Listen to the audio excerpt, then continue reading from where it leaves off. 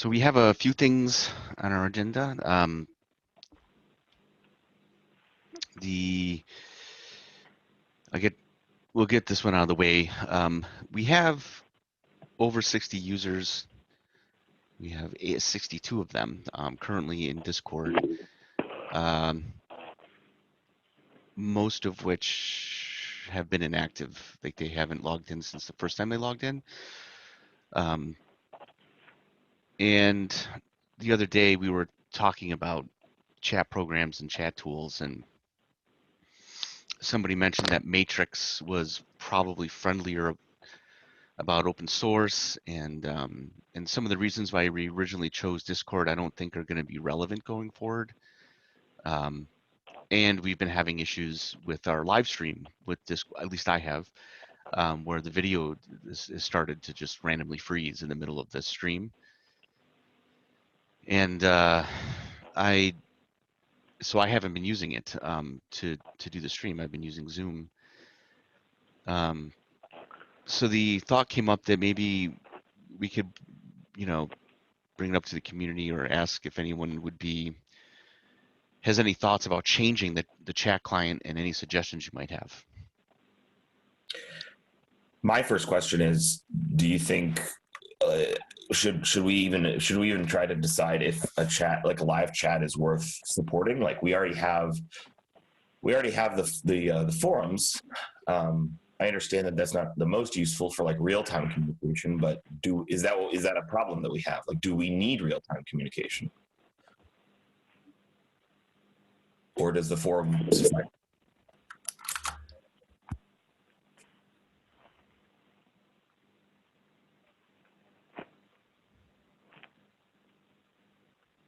Is it possible to set up notifications for the forum?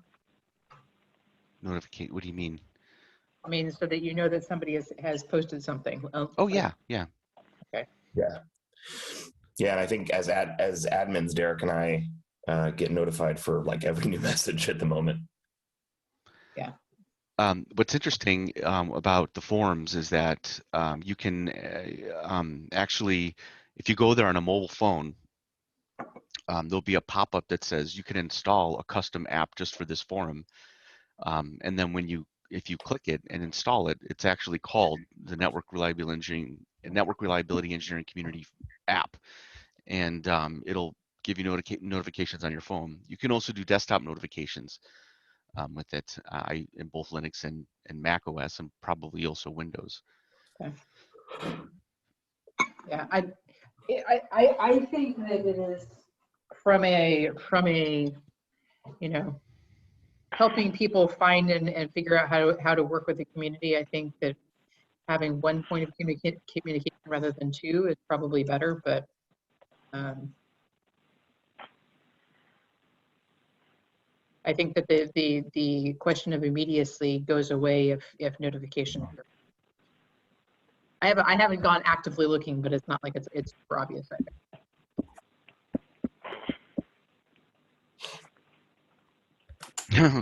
Okay, that's interesting. This is interesting. Steve and Olivia, you guys have any thoughts about just going and just using the forums going forward?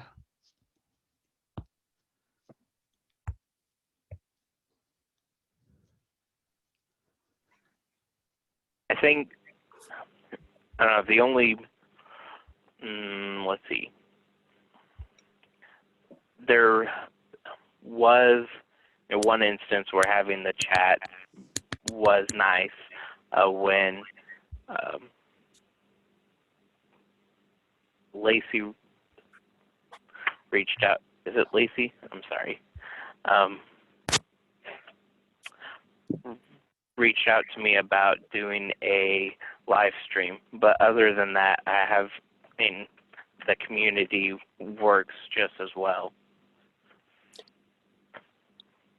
Yeah, the only way that I see this working, if we still need live chat, I actually was talking with Vicky the other day. IRC has gotten actually, or at least the ecosystem around IRC has gotten a lot better. So I still think the right call. I still think the right call is probably this is my own opinion. obviously I would defer to the community's opinion, but I believe we could probably at this point get away with the forum only. And then of course, if we wanted to reintroduce down the line, the need arose for something more live. We certainly could do that. And I think that would probably, I think the right call there, if that does happen, it may never happen, but if it does happen, IRC is no longer, kind of like Linux on the desktop. It's like, yeah, that was a joke like 10 years ago, but I don't know if you guys have checked out like IRC Cloud, which is like, it just makes IRC brain dead simple. And you can do it in the browser and all kinds of stuff. So I think we have options. I think probably short term, we could probably just say, hey, look, Discord's not working out for us. We're going to kill it. And that's that. And if we want to add more categories to the forum to give more space there to do the things we need to do, that's obviously within our abilities. Yeah. Long term, if we decide to do real time, IRC is there. It actually, I think, would work perfectly fine. But we can cross that bridge when it comes to it. You okay, Matt? Sounds like you got a cold or something. I don't have a cold. I think I am a little stuffed up for some reason. Maybe I have a light cold, but I was also up late last night and early this morning dealing with things. Can you hear me, guys? Yep, I can hear you. Sorry, I was playing with my muting and it's a pain on Linux. Anyway, I have a call too, so I feel your pain, Matt. I wanted to point that I think that some kind of feedback, some kind of online presence is interesting. Because if you look at the forum, it's not obvious how many people are there, if the project is alive and so on. So, but on the other hand, on Discord, it's not obvious given the time zones and so on. So I don't know, but I appreciate as a developer to be able to have this kind of community feeling that people are there, are connected, are maybe active listening to Spotify. But whatever, they are here. I'm feeling part of something, whereas as just a user, I would be satisfied with the forum. So I think either IRC or Discord or whatever, but some kind of synchronous communication is nice.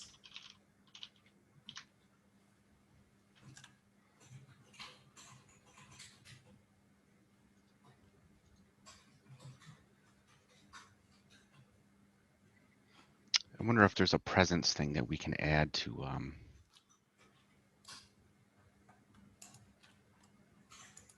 the forum.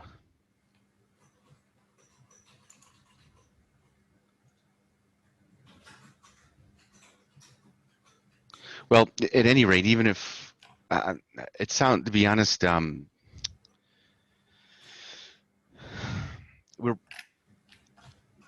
hear you, and I think we don't use it that much, so I'm also in favor of sort of getting rid of it. I have a very large monitor that's broken up into like quadrants, like multiple. I have 6 apps open on one screen, and I have a second monitor that has 4 apps open on it, and I think I'm gonna probably just. It would be useful to me not to have it, and I don't know. I mean, it does add the feeling. Hey, there's people there, and you can talk to them if you want.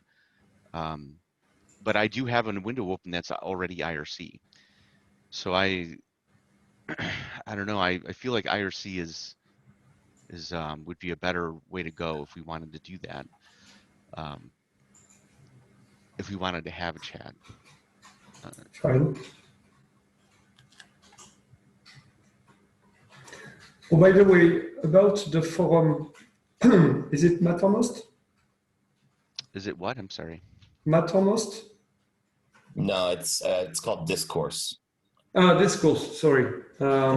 So it is That's not right. true. The only reason I knew what you were talking about is because I used to work at Stackstorm when we did chat ops. It's the only reason I know what Mattermost is.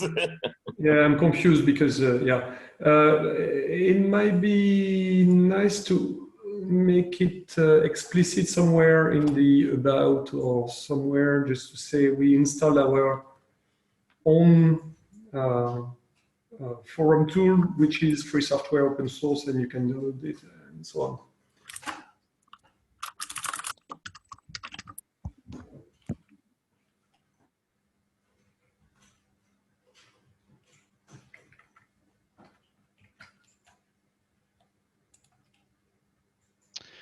Okay, so I mean, I think based on what we're saying here, I think we're gonna. I mean, I think there's a majority feeling, anyways, that and it didn't sound like there was extremely strong feelings for it. Just, but so a general feeling and a general feeling that it's not necessarily needed. So I think what we'll do is phase this out, this discourse server. Another thing is we're paying for this discourse server. It's $50 a year. There was this plan you can order on it that we're gonna get rid of. You're talking about, you mean Discord? Discord, my bad. Yeah. I didn't know I didn't know we were paying for that. Yeah, it's so. I mean, it retains your history and some other things.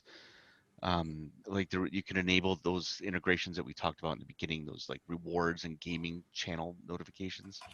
But we can. I'm gonna probably get rid of it and before it gets billed again.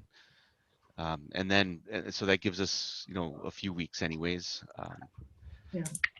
Yeah, and we shouldn't just immediately, cut it off and move over. We'll definitely need to, spend some time letting both the lesser active community members as well as the broader public know where to go and what the plan is for existing, sort of where to find the history to the degree that it's been archived.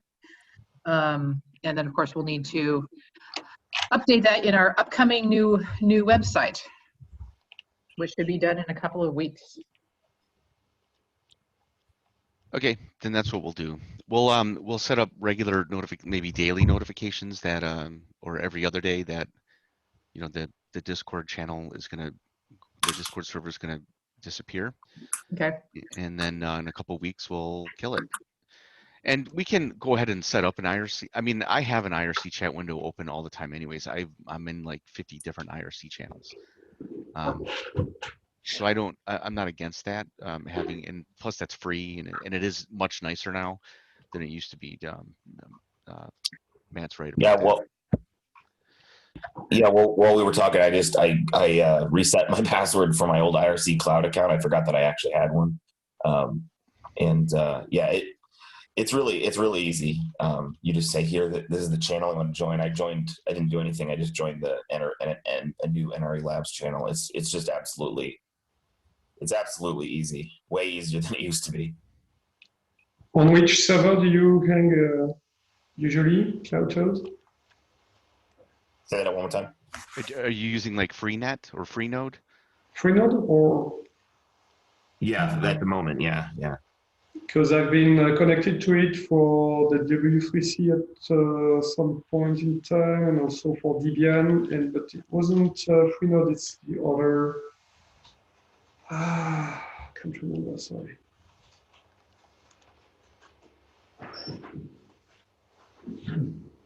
Freenode used to have a bad reputation. I don't remember what kind of issues there were, but.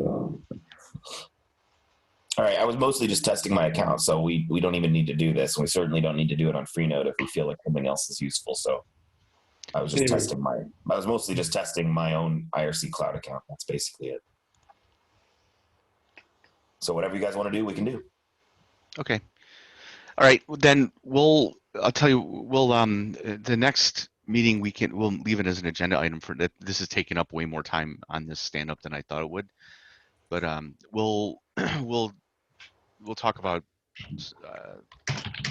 the IRC thing on the next stand up. Yeah, and just because not everybody who's involved in the community has joined this call, I would actually, post the question both to Discord and to Discourse over the next week before we definitively say, okay, Discord is going away.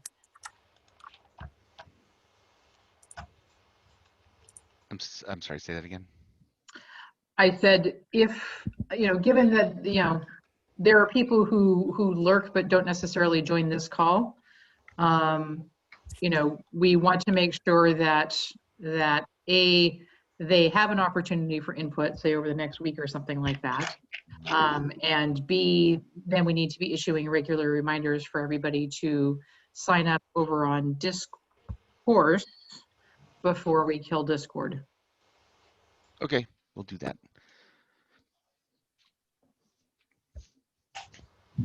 We'll add a tweet to the rotation that we have in Antidote Ops, I think, Mhm. about that, and then we'll make a post on the forums and regular announcements on Discord. Okay.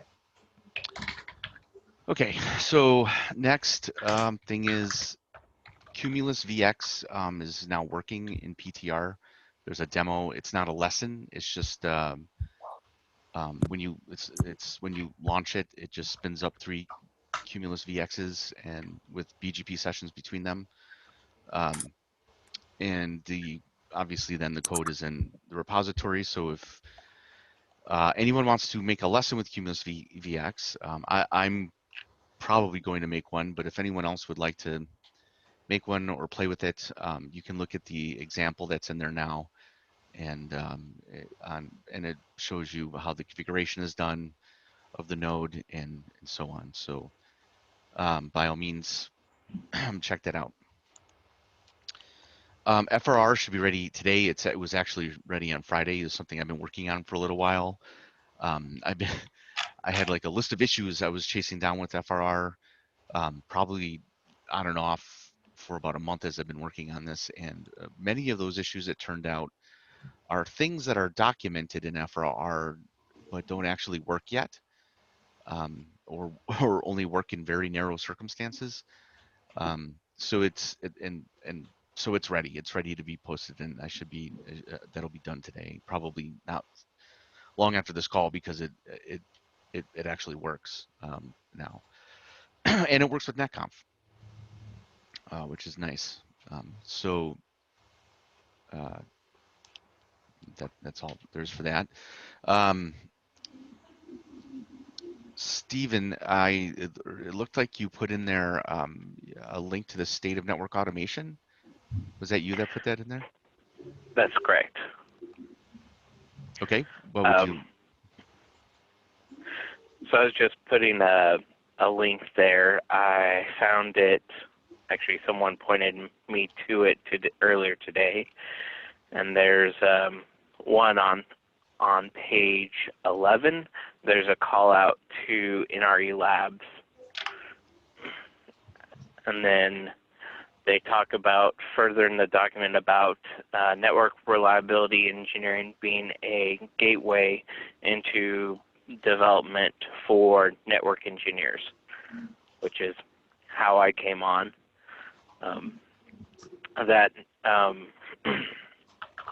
This site makes an easy transition for people who understand networking but want to learn some of the automation,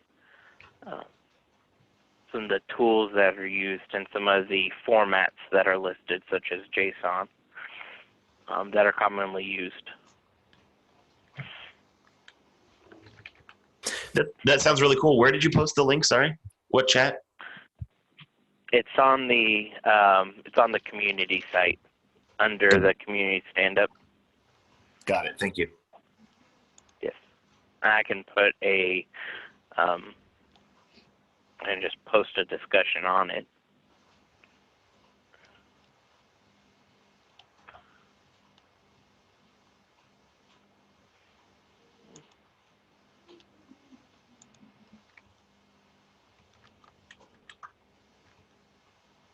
I was surprised to see you post that in there. That was something we all worked on, actually, Matt and I. Lisa, did you work on that too? Which, The sonar report? yes. Okay. Oh, was that? I haven't found the link yet. Is that is that the link that he's talking about? Yeah, it's the yes. Oh, okay. The sonar report, yes. Got it. There's a lot of people that Cool. worked on that. I'm still working on it. It's why I'm behind on everything else related to NRE Labs, actually. Oh, Oh, that's right. That's right. That's right. You took the bulk of the. We just had to produce some of the content in it, and you have to do everything else. Yeah. Yeah. I'm sorry, Lisa. I got the not fun part.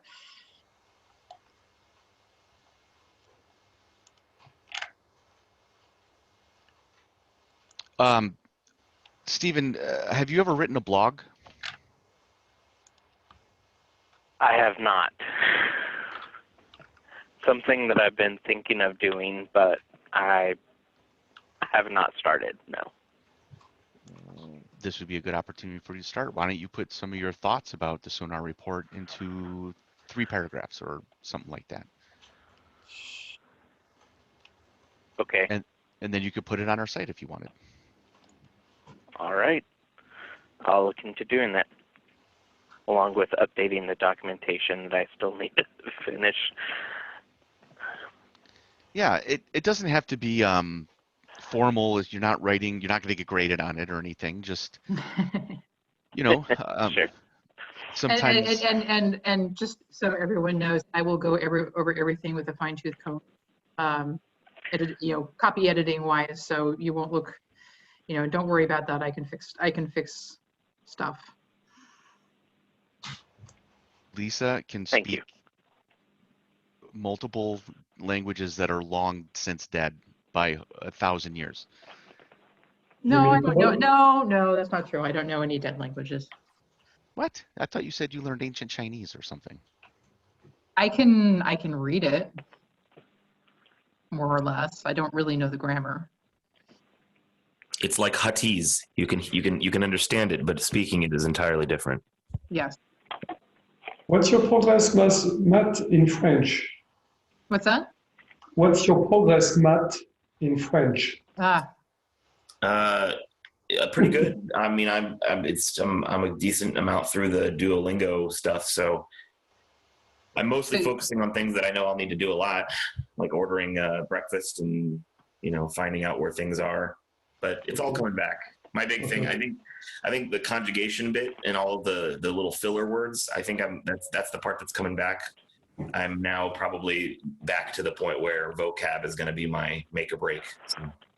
Excellent. Okay. By the way, I tried to download or to register for downloading the report, but the form seems buggy, or I don't know. So if you guys can share a copy, I don't know how. We can do that. We'll figure that out. Okay, thanks.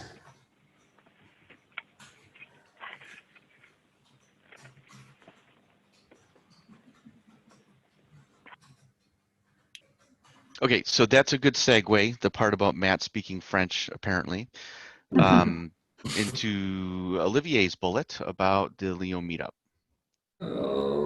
Frankly, I have nothing really serious to announce. I've talked to 2 or 3 people explaining that we were looking for a nice place or something. They seemed interested, but so far no one said, "Oh, I know this bar. Just call them and we can announce that." So I'm still waiting, and I have to get back to them to be sure they haven't forgotten, and maybe we can have some nice place to gather people. If not, we'll just see if people come to Matt's presentation and improvise. So the people you were talking to, are they involved with local meetups in Lyon or? Yes, there are 2 groups. One who's around the DevOps and cloud, and someone who's linked to this kind of Docker professionals, whatever. So Okay. I thought it would be So, interesting. and did you put that information in the Lyon channel? I mean the meetup channel. Not the details of the people, but I can. Yeah, please. And yes, and another group was people around the Python programming language. Like they have also these meetups around Python locally. Yep. And maybe the two groups are connected also to each other, but Okay. so far So nothing. if you can stick those in that Leon channel, now that I'm, the sonar dust is clearing, I can start concentrating on outreach and promoting it, even as we're finalizing the venue. But I think we need to start generating interest as well. Yeah. I can even share with you the email where I described in French the goal of my need. I guess you can decipher it quite well. Yeah, I still understand everything, even if it comes out as franglais. Okay. I mean, the words are French, but the phrasing is often English. So that's it for me, basically. Okay, thank you. Okay. So Eclipse Shay. Well, unless someone else had something about the meetup in France, I'm sorry.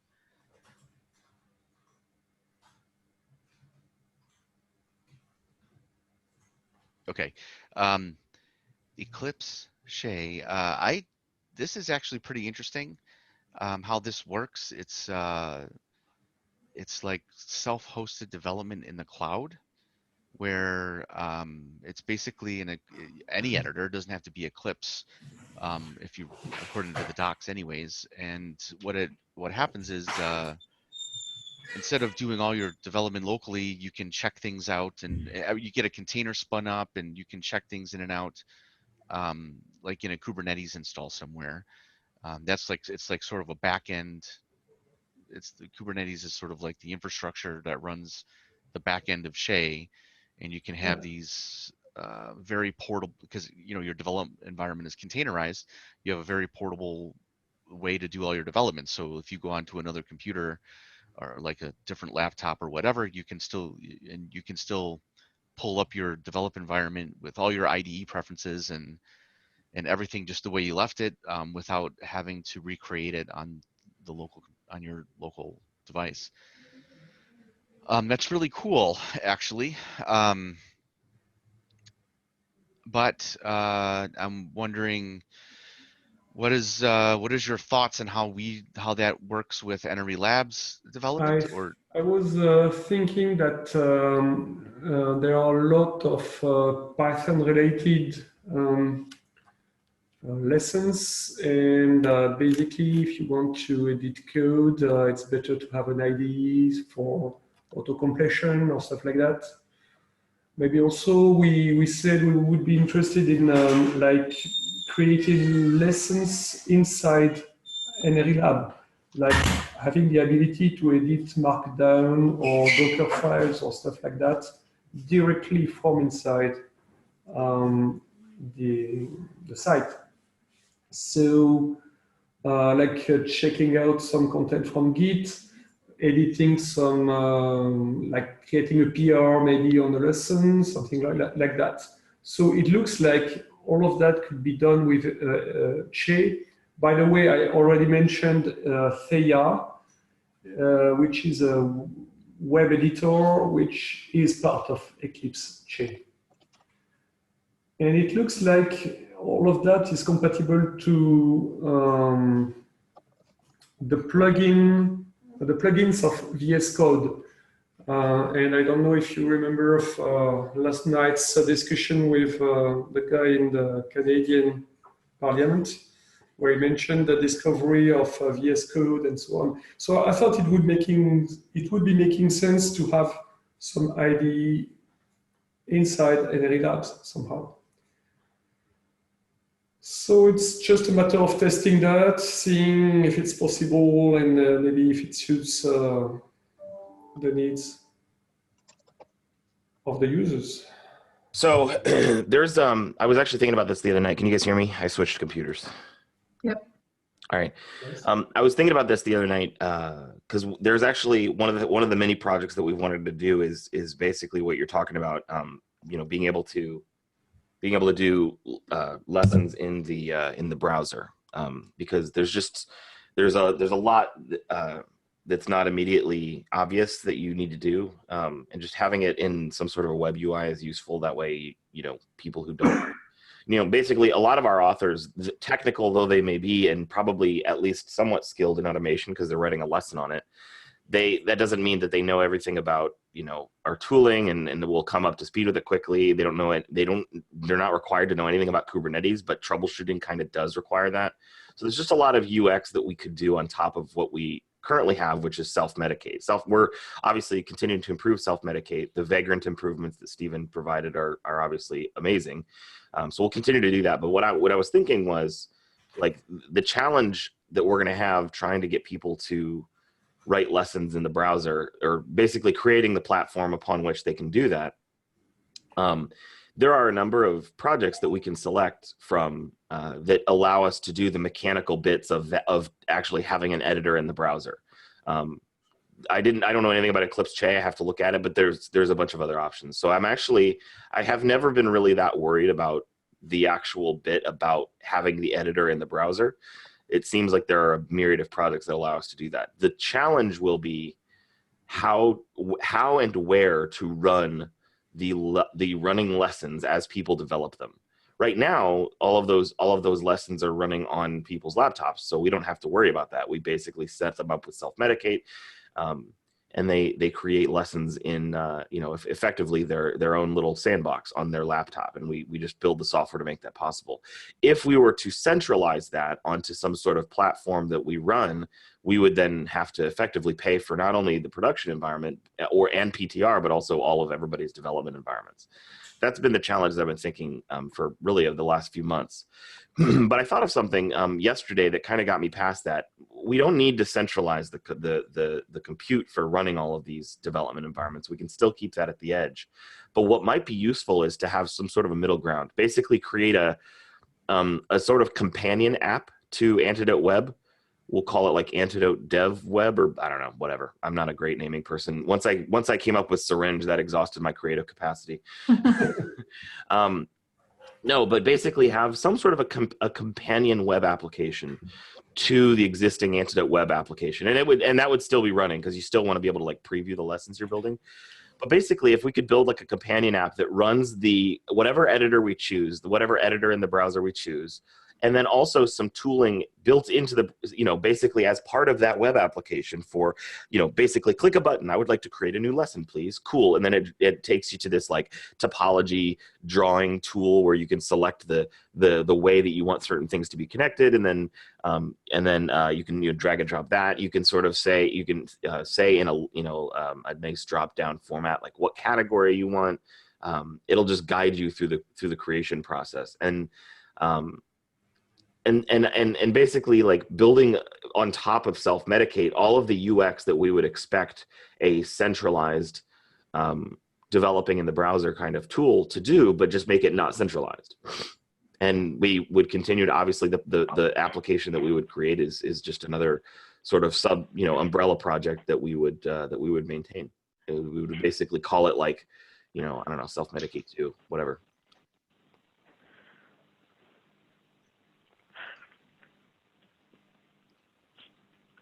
I agree. So one thing that I posted on a comment to the IDE idea was having, I said a WordPress-like site, but a site that, as you explained, has drop downs and categories easier. It takes a lot of the code out of building a lesson. And it could be, that could be centralized as well. Just building the base lesson, having a way where a content creator doesn't need to worry about starting, setting up the environment and getting it running and learning the language in order to write content.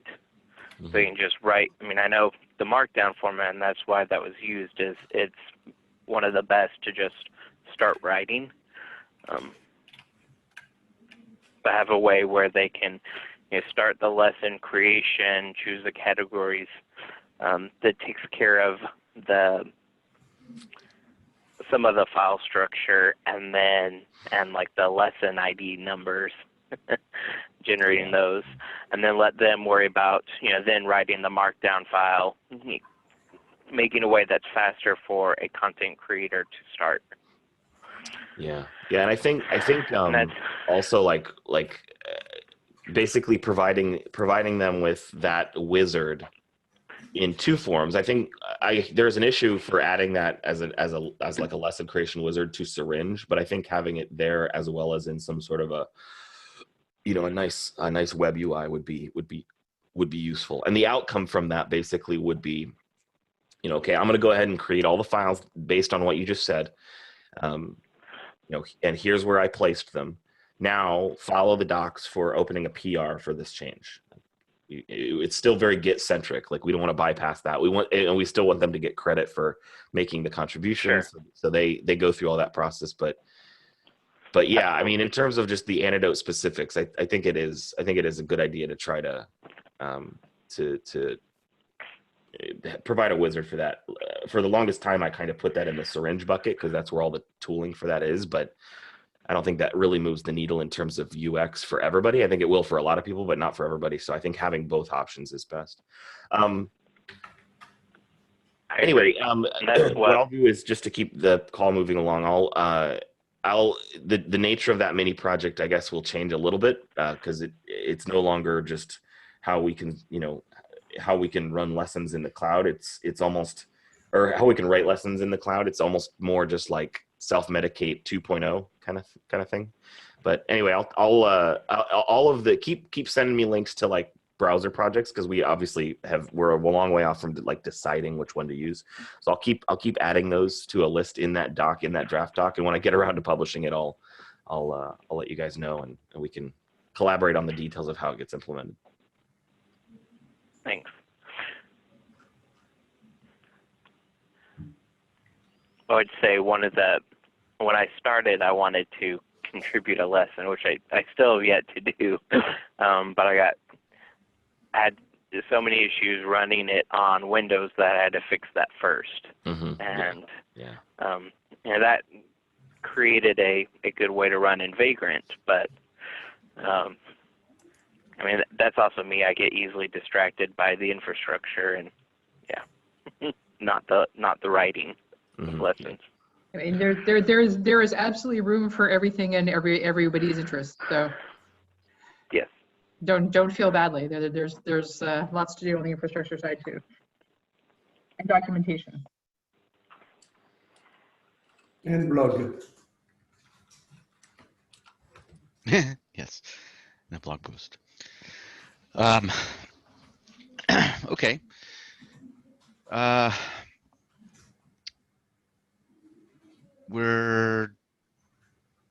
Is there anything else anyone would like to cover? There was another crazy idea by myself, which was the integration with LMS through LTI. It was just to mention that I proposed a project to my students. It may not be taken. So the idea basically is to be able to integrate Antidote with a learning management system like OpenEdX or Moodle. I don't know if you're familiar with those platforms. So that in a faculty like my School of Engineering, we can just enroll students in a course and somehow see if they can benefit from a virtual lab that would run over Antidote. So that's what I proposed, and we'll see if I have two students that can work on that or not. What was the name of that learning management system? There are two that are quite popular. One which is OpenEdX, which runs MOOCs, namely the edX platform. And another one which is Moodle. which is used in many universities around the world. So I can just type that in the chat. In the Zoom chat. And LTI is a protocol for interoperability of learning tools and so on. So basically it's about authentication of the users, which would be known by an external directory, if you will, and also tracking progress in performing the lessons, so we can integrate in the dashboards that student A performed steps 1, 2, 3, and student B performed another set of progress. And so that can be quite useful in a teaching environment like ours, which of course is not the case for a public platform like NRE Labs. So that's my teacher's concerns here, mainly. This looks interesting. This Moodle looks very interesting. So that's something we can definitely look into. If you make a Moodle account and like, so they're hosting the authentication, that's actually ideal, because we still don't want to necessarily have that on our website. So there just have to be a way to do the tracking of the progress on the in some way. I'm not sure Moodle would be the best tool for doing so, because it's PHP and quite old, but it has to do with the proposal that Matt laid out about re-engineering Syringe and all the components. And so basically it means that if we want to track users, we may think about some delegated authentication and identification mechanisms, and that the Go engine, the Syringe engine, would be able to delegate part of the work to an external authenticator.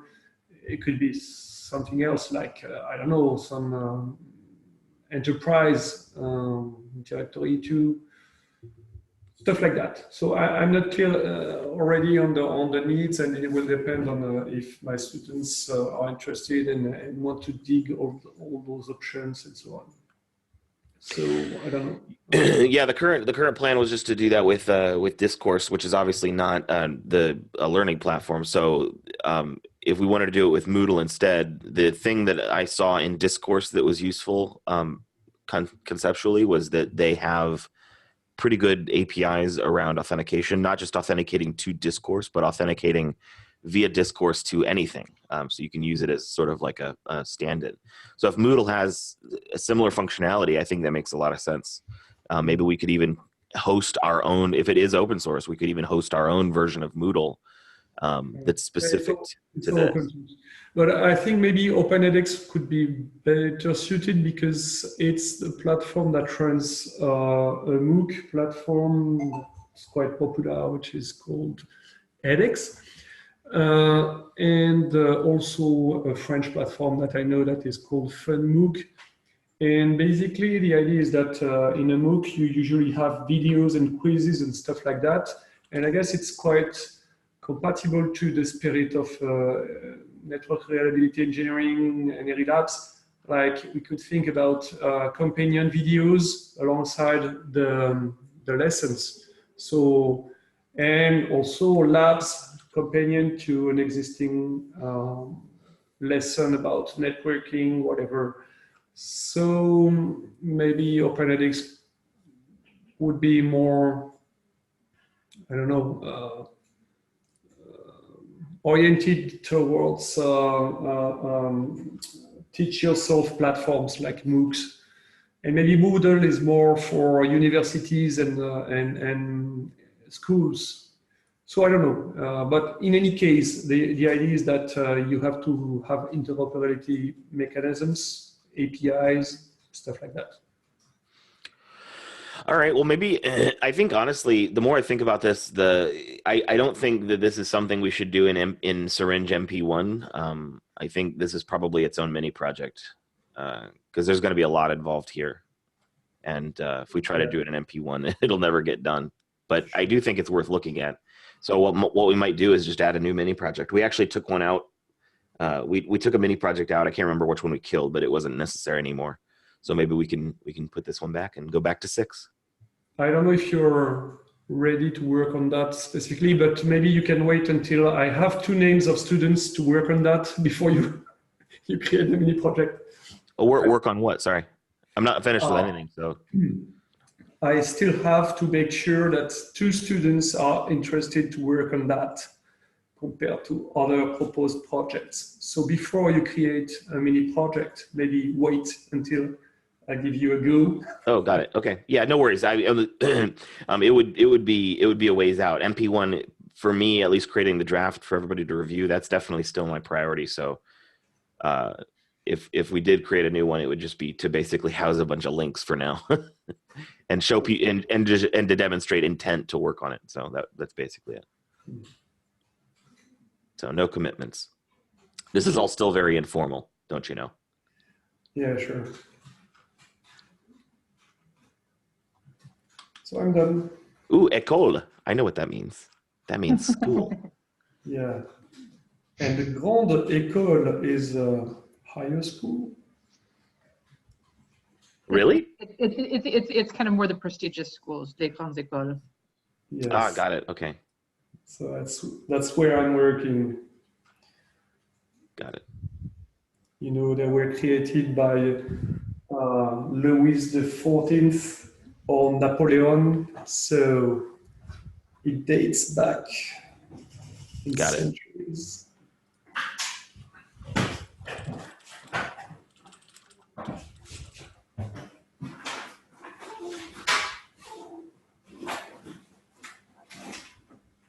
Okay. Is there anything else anyone would like to bring up? Loot boxes, stickers. I just remembered. Oh, I do. I should. Well, I did order 1,000 stickers for Lisa. I'll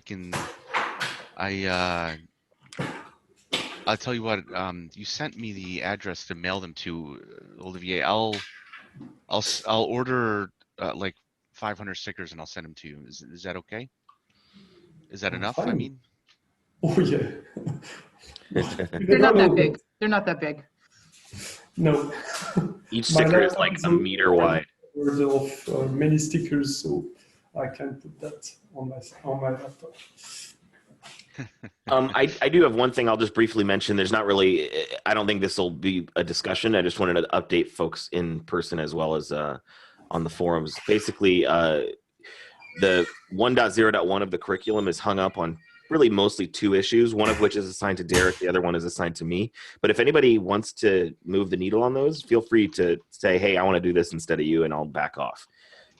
Basically, the Stackstorm lesson, actually, I'm pretty sure the same root cause is at fault for both lessons, but they have manifested themselves differently. So Derek's troubleshooting lesson from way back, and then the Stackstorm lesson, they're both broken in various capacities. I think the Stackstorm lesson is still mostly working, but the sensor, anytime you get into sensors or event-driven anything, it's not working. Basically, I'm pretty sure this is the byproduct of the fact that we're now building images for every release. So it used to be that we just had images kind of manually built, and so we built them, and once they were working, we didn't touch them again, which had obviously other downsides, but that was one of the upsides. Now we're building them for every single release, and so obviously time goes on between releases, and the software that we're using in the images as we build them gets updated, and certain things become sort of incompatible with each other. So I'm pretty sure the fix for both is to go back to the build and like put a tighter grip on like the specific versions for software that we're installing for those lessons. That way, as they continue to get built, they don't change super dramatically. I'm pretty sure that's the root cause for both, but it's an exercise of making sure that that's true, and then assuming that is true, ratcheting down those requirements. Like for the Stackstorm lesson, actually changing the requirements.txt to be more specific. We did try to do that a little bit ago, but it doesn't seem like that fixed the problem totally. So anyway, that's what Derek and I are going to. Derek's assigned to the troubleshooting lesson because it's his, and the Stackstorm lesson I built that, so I'll take that one on. If either of you want to have a go at it, obviously you're more than welcome to do that. Just give us a heads up. But if not, probably I would like for both of these to be finished by the end of the week. That way we can, kick off the 1.0.1 testing phase. This wasn't really supposed to be a huge release. It was mostly meant to sort of prove out the new process for actually doing a release. So it's mostly meant to be a proof of concept. So I don't want it to drag on too long.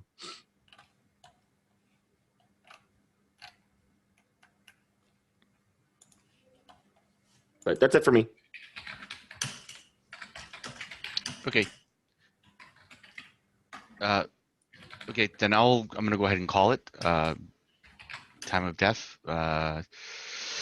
Thank everyone for attending, and